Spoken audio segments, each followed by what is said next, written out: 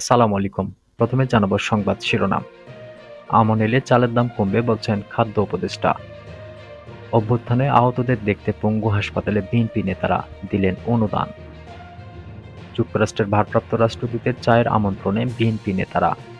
এবং সর্বশেষ জানাবো সরকার জামায়াতের সঙ্গে বিরোধে জড়াবে না বিএনপি।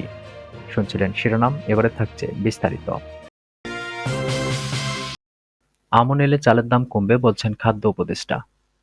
বাজারে আমন ধান এলে চালের দাম কমবে বলে জানিয়েছেন খাদ্য উপদেষ্টা আলী ইমাম মজুমদার।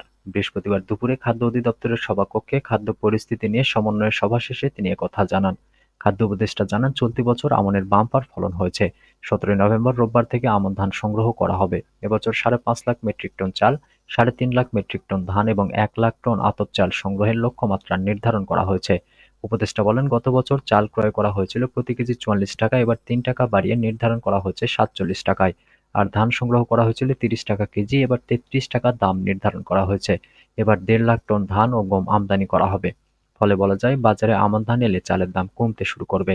তিনি বলেন, খাদ্য নিয়ে কোনো ঝুঁকি নিতে চায় না সরকার। তাই দেশের চালের বাজার নিয়ন্ত্রণে ও সরবরাহ বাড়াতে ইতিমধ্যে চালের আমদানি শুল্ক প্রত্যাহার করা হয়েছে। এর প্রভাবও পড়বে বাজারে। ধান চাল লক্ষ্যমাত্রা অর্জন নিয়ে উপদেষ্টা বলেন, এবার বন্যায় ফেনী, কুমিল্লা ও চট্টগ্রাম সহ আমন ক্ষতিগ্রস্ত হয়েছে। এরপরেও লক্ষ্যমাত্রা অর্জনে সর্বোচ্চ চেষ্টা করা হবে। অভ্যুত্থানে আহতদের দেখতে পঙ্গু হাসপাতালে বিএনপি নেতারা দিলেন অনুদান।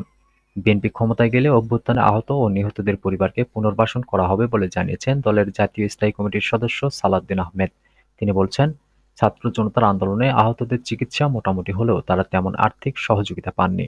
বিএনপি ক্ষমতায় গেলে আন্দোলনে আহত ও নিহতদের পরিবারকে পুনর্বাসন করা হবে। বৃহস্পতিবার সকালে পঙ্গু হাসপাতালে চিকিৎসাধীন আহতদের দেখতে গিয়ে সাংবাদিকদের সঙ্গে আলাপকালে সালাউদ্দিন এ কথা বলেন। এ সময় বিএনপির পক্ষ থেকে 5 লাখ টাকা অনুদান দেওয়ার কথাও জানান স্থায়ী কমিটির এ সদস্য। হাসপাতাল পরিদর্শনে এ সময় আরও উপস্থিত ছিলেন বিএনপির সিনিয়র যুগ্ম মহাসচিব রুহুল কবির রিজভী। এ সময় তারা আহতদের চিকিৎসার খোঁজখবর নেন। সালাউদ্দিন আহমেদ বলেন, আহতদের পরিস্থিতি এখনো ভালো নয়। কিছু আহত ব্যক্তির চিকিৎসা দেশে সম্ভব নয়। তাই তাদের দ্রুত বিদেশে পাঠানোর দাবি জানাচ্ছি। বিএনপির পক্ষ থেকে আহতদের 5 লাখ টাকা বিতরণ করা হয়েছে। এর আগেও তাদের সহযোগিতা করা হয়েছে।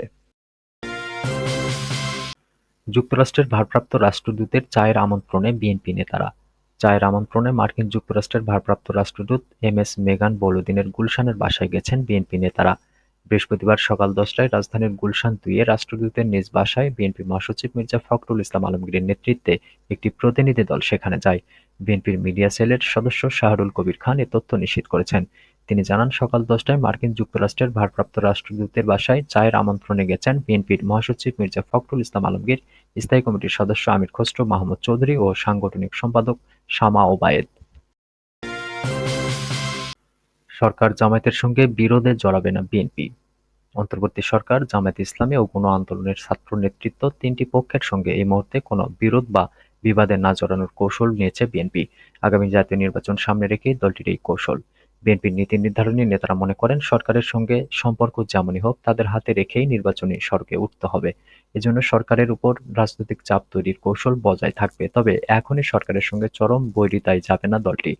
জামায়াতের বেলায়ও একই কৌশলের কারণ নির্বাচন। জানা গেছে, নির্বাচন প্রশ্নে সরকারের উপর চাপ তৈরির কৌশলের অংশ হিসেবে বিএনপি নতুন বছরে মাঠের কর্মসূচি শুরুর চিন্তা করছে।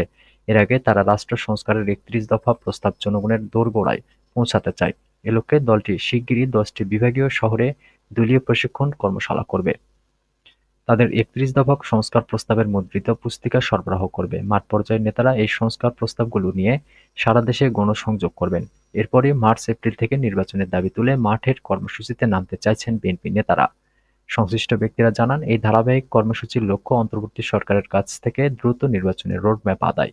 এ নিয়ে বিএনপির নেতারা প্রতিদিনই কথা বলছেন।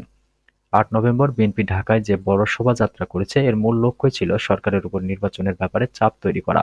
এই শোভাযাত্রার পথ ছিল নয়াপল্টন থেকে জাতীয় সংসদ ভবনের সামনে মানিক মিয়া অ্যাভিনিউ পর্যন্ত। এই পথে শোভাযাত্রা করে দলটির নেতৃত্ব অন্তর্বর্তীকালীন সরকারকে এই বার্তা দিলেন যে তারা অবিলম্বে সংসদ নির্বাচন চান।